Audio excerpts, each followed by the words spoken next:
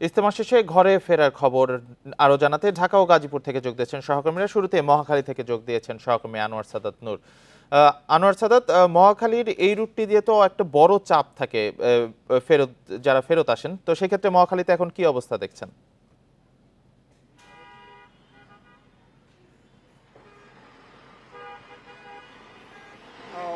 শান্তিপূর্ণভাবে আখেরি মোনাজাত শেষ করে যে যার গন্তব্যে অধিকাংশের বেশি মুসল্লি বাড়ি ফিরেছে বা গন্তব্যে পৌঁছেছে।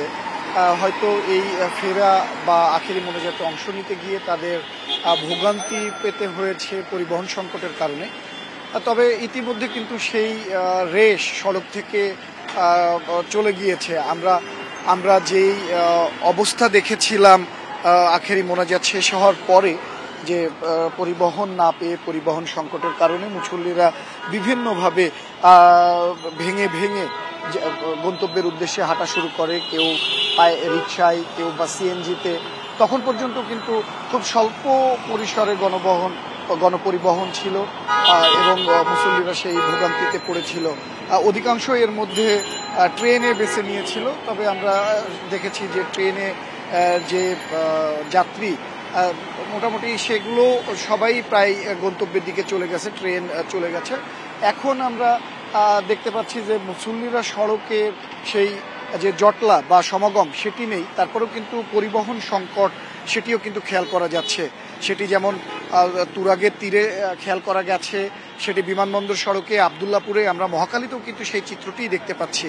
যে অন্যান্য সময় এই রোববারে যে কর্মদিবসে, প্রথম কর্মদিবসে সাপ্তাহিক যে পরিমাণ গাড়ি ঘোড়ার চাপ থাকে এই মহাখালী এলাকাতে, সেই চাপটা কিন্তু আজকেও খেয়াল করা যাচ্ছে না।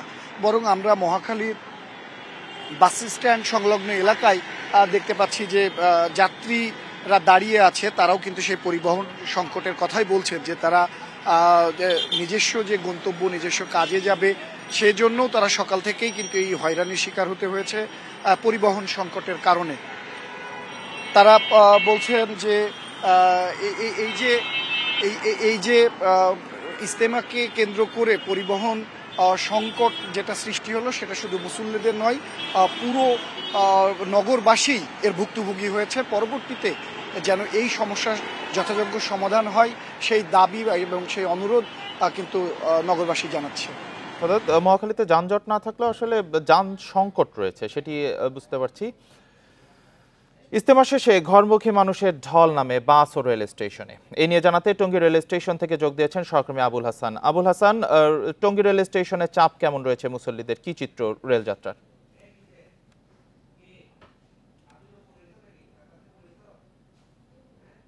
সোয়া ৯টার দিকে বিশ্ব ইজতেমার আখেরি মোনাজাত শুরু হয় এবং আখেরি মোনাজাত শেষেই কিন্তু মানুষের যে ঘরে ফেরার তাগাদা বা একটি শুরু হয় এবং মানুষ কিন্তু দল বেঁধে একযোগে বাড়ির উদ্দেশ্যে রওনা দেন। এবং আপনি জানেন যে ঢাকায় ময়মনসিংহ মহাসড়কে গাজীপুর মহানগর পুলিশ কিছু বিধিনিষেধ আরোপ করেছিল ভোর রাত থেকেই, এবং সেখানে কিন্তু গাড়ি চলাচল বন্ধ ছিল। ফলে গাজীপুরের যে ট্রেনগুলো ছিল সেই ট্রেনে কিন্তু মানুষের ভিড় এবং উপস্থিতি বেশি ছিল। কারণ হচ্ছে যে এই ট্রেন যুগে তারা একমাত্র মাধ্যম যেটি দিয়ে তারা দেশের বিভিন্ন প্রান্তে ছুটতে পেরেছিলেন, এবং এই কারণে আমরা দেখেছি টঙ্গী রেলওয়ে স্টেশনে কিন্তু সকাল থেকেই মানুষের ভিড় ছিল। সেই ভিড় এখন অনেকটাই কমে এসেছে। আপনি জানেন যে রেল বিভাগ এখানে 14টি বিশেষ ট্রেনের ব্যবস্থা করেছিল এবং আখেরি মোনাজাত উপলক্ষে টঙ্গী ঢাকা 4টি স্পেশাল ট্রেন এখানে চলাচল করে। এবং আমরা যেটি দেখেছি যে আখেরি মোনাজাতের পর মানুষের উচ্চ করা ভিড় থাকায় মানুষ কিন্তু অনেকে ছাদে চড়ে জীবনের ঝুঁকি নিয়ে তারা ঘরে ফেরা শুরু করেন এবং অনেকে দুর্ভোগে পড়েছেন।